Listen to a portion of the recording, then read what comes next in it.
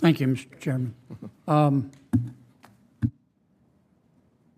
Mr. Paul Hollis, I've known him for a long time.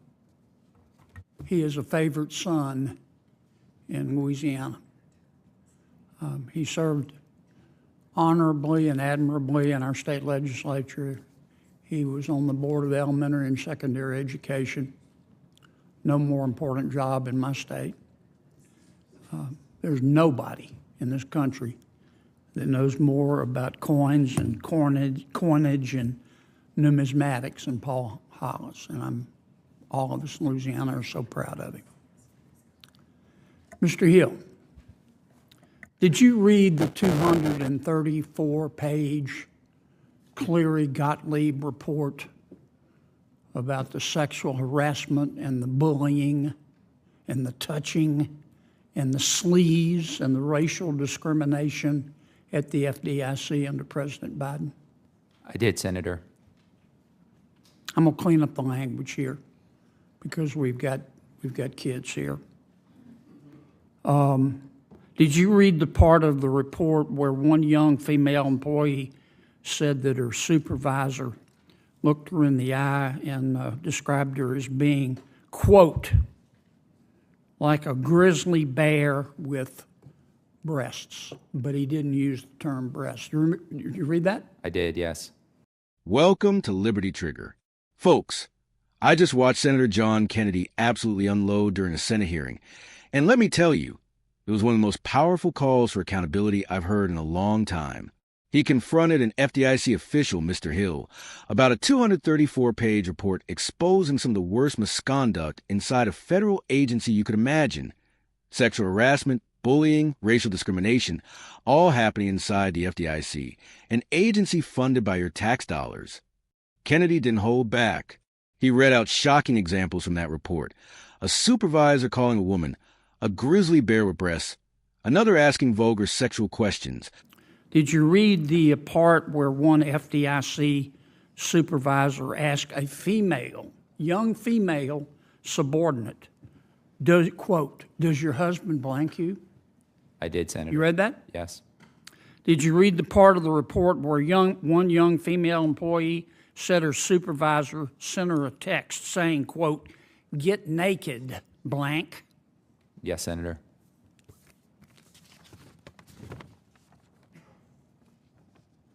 Did you read the part of the report where one female employee said that her supervisor at the FDIC, been there for years, sent her a picture of his private parts? Yes, Senator.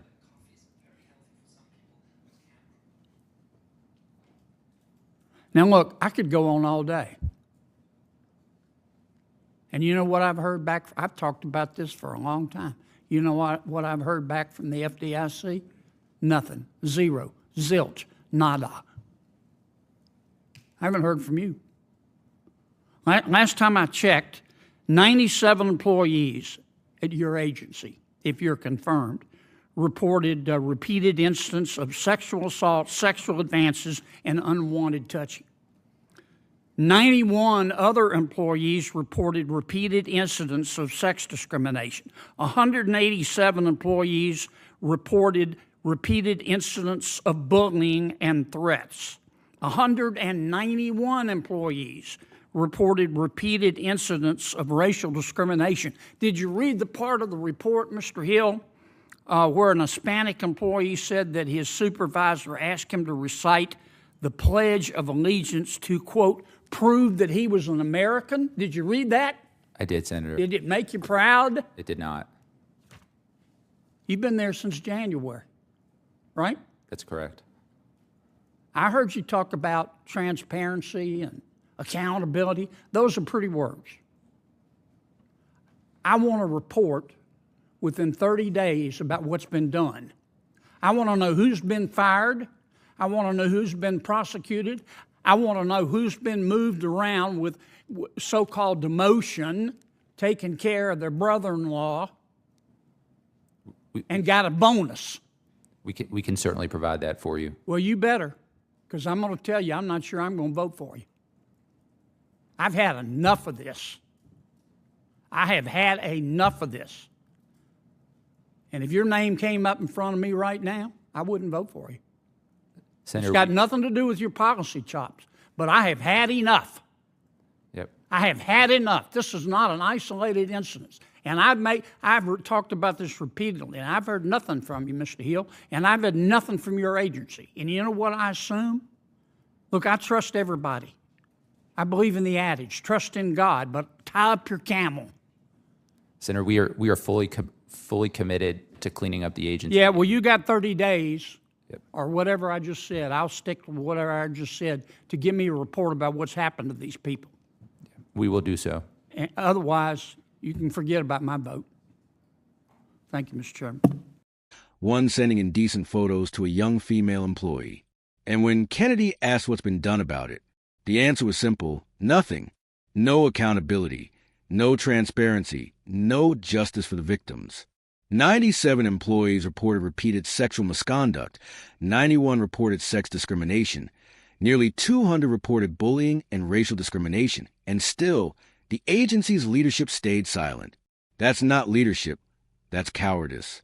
Kennedy looked that official right in the eye and said, "You've got 30 days to show me what's been done, who's been fired, who's been prosecuted, who's been disciplined, or you can forget about my vote." That's what real oversight looks like.